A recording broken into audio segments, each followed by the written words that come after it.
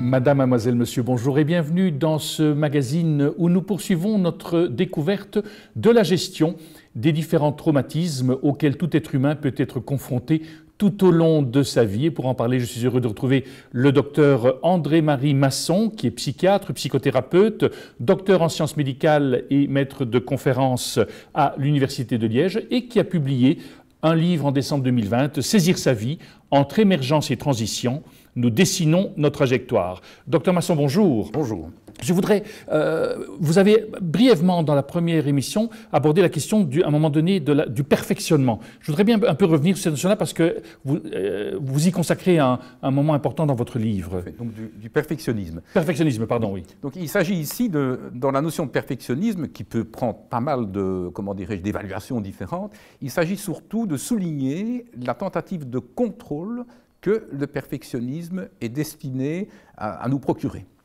Donc, au fond, pourquoi parler de cela? Pourquoi parler de perfectionnisme? Donc, face au traumatisme que nous avons évoqué, le plus important, c'est que la personne, à un moment, se rend compte qu'elle perd confiance en elle et qu'elle perd confiance dans le monde. Alors qu'antérieurement, malgré l'hostilité qu'on peut rencontrer, elle avait une certaine confiance, elle avait développé une certaine assurance au cours de sa vie et pouvait se targuer d'avoir une confiance suffisante en elle et dans le monde. Et le traumatisme vient tout d'un coup rompre cette confiance et la mettre en difficulté. Alors, que se passe-t-il par rapport à cette situation? Comment la personne va-t-elle tenter de refaire surface? Un des symptômes dans le stress post-traumatique est l'hostilité, c'est-à-dire le fait d'être constamment aux aguets, comme s'il y allait à nouveau avoir un épisode désastreux, un épisode de désarroi, un épisode de surprise, avec perturbation à nouveau de cette confiance déjà chaotique. La personne va essayer de réagir en prenant toutes ses dispositions, c'est-à-dire en essayant d'avoir un contrôle absolu sur tout ce qui va se passer autour d'elle, dans son existence, et ceci évidemment de manière illusoire. Le perfectionnisme total ne peut pas évidemment exister, c'est tout à fait impossible, et donc la personne risque de s'engager dans une attitude et dans une quête qui est vouée à l'échec. Donc ce perfectionnisme, c'est une notion extrêmement importante qui mérite d'ailleurs un petit détour. Il y a eu pas mal d'études de grands psychologues pour étudier ce perfectionnisme et on en a finalement différencié différentes parties, différents arguments. Il y a surtout la notion de perfectionnisme orienté vers les autres, c'est-à-dire ce qui est exigé par les autres dans notre comportement. Et il y a aussi ce perfectionnisme qui est essentiellement décrit par la personne elle-même parce qu'elle veut se dépasser, parce qu'elle veut atteindre un certain idéal. Donc, c'est deux notions extrêmement différentes. Alors, pourquoi parler de ces deux notions et laquelle pose problème dans le stress post-traumatique? C'est essentiellement le perfectionnisme qui répond aux exigences des autres. Donc, on attend, ou en tout cas la personne pense qu'on attend d'elle un maximum de choses pour être performante. Pourquoi? Parce que si elle ne le fait pas, elle risque d'être mise au banc, d'être mise à l'écart, d'être mise à l'index, donc d'être abandonnée et en quelque sorte d'être reconfrontée à cette angoisse de mort qu'elle vient de vivre, notamment au cours des épisodes traumatisants. Donc le perfectionnisme est cette espèce d'arme finalement pour lutter contre une angoisse d'abandon et une angoisse de mort, mais c'est évidemment une arme, malheureusement, vouée à l'échec parce qu'elle ne permettra pas de répondre à des attentes qui sont extrêmes et auxquelles on ne peut pas répondre. Donc c'est une tentative d'équilibre, ce perfectionnisme, mais qui malheureusement est souvent voué à l'échec. Perfectionnisme, encore une fois, dans cette dimension que l'on vient d'exposer, en correspondance avec le stress post-traumatique. Ce qui signifie que dans cette situation-là, la personne est toujours aux aguets, dans la crainte que quelque chose va revivre. Et donc, si je vous entends bien, ça veut dire que je pense que je contrôle tout, et en fait, je découvre à un moment donné que je ne contrôle rien, parce que je peux de nouveau, quelque part, me faire avoir, entre guillemets. Tout à fait, tout à fait. C'est pour ça que ce stress post-traumatique peut durer longtemps.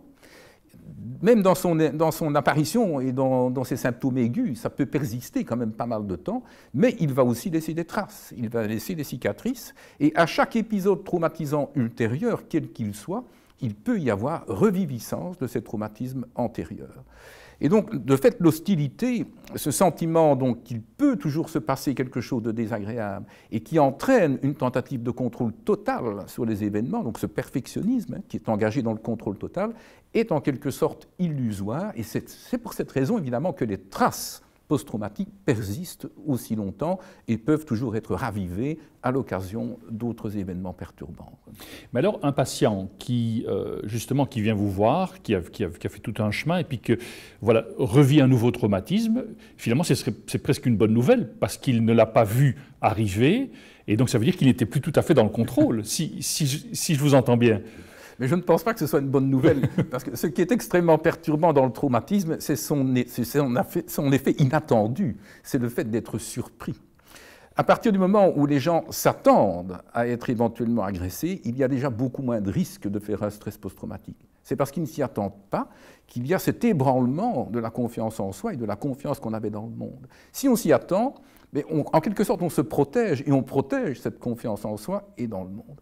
Donc je pense que ce n'est pas une bonne chose si la personne en effet est victime d'un second stress sans vraiment s'y attendre. Elle risque d'être fortement surprise et à nouveau d'être désemparée.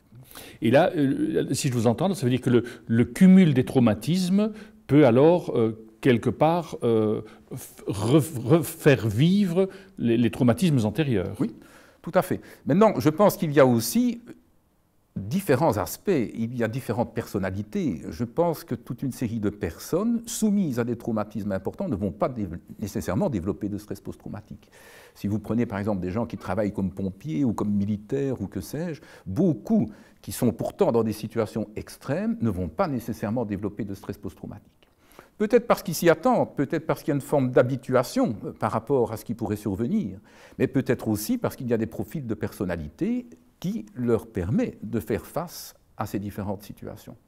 Si l'on fait référence donc à ces enfants qui ont eu un développement difficile parce que confrontés à un pourvoyeur de soins qui était lui-même dans sa dissociation en proie à l'angoisse post-traumatique et qui vont développer donc un attachement assez perturbé avec éventuellement des troubles de personnalité par la suite, ils vont vraisemblablement être beaucoup plus sensibles, beaucoup plus fragiles lors de l'apparition d'un trauma.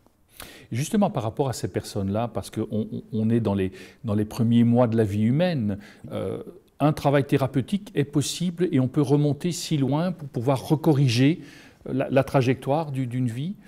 Alors bon, ce sont quand même des travaux relativement récents.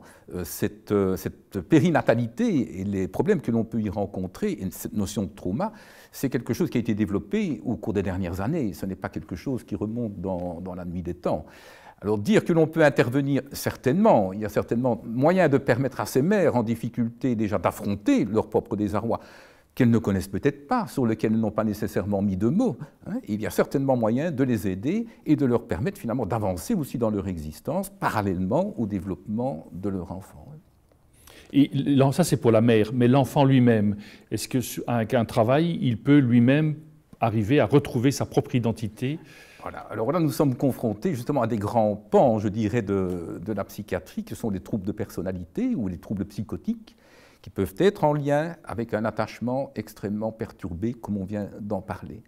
Et là, ça nécessite une approche tout à fait particulière, tout à fait spécifique, souvent chaotique, avec beaucoup de passages à l'acte, avec une symptomatologie parfois très violente. Donc on est dans un secteur, je dirais, plus particulier, qui s'éloigne quand même en partie, je dirais, de la norme de la population soumise au traumatisme habituel. Mais cela existe en effet, et là ça nécessite des prises en charge tout à fait particulières. Mais qui peuvent répondre aussi au schéma, au canevas qui est proposé dans ce livre.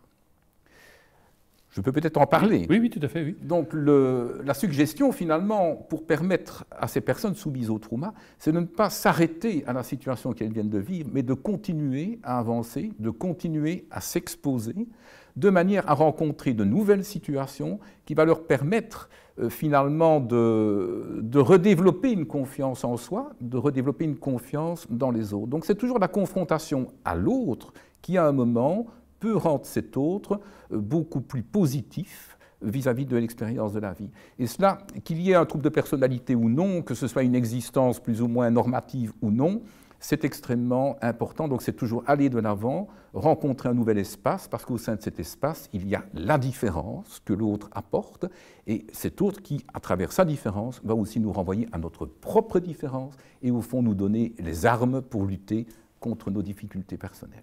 Je pense que ce dernier point, il sera important de pouvoir y revenir dans le cadre de notre émission. Nous arrivons déjà au terme de celle-ci. Au nom de toute l'équipe qui l'a préparée, il ne me reste qu'à vous souhaiter une excellente journée. À très bientôt.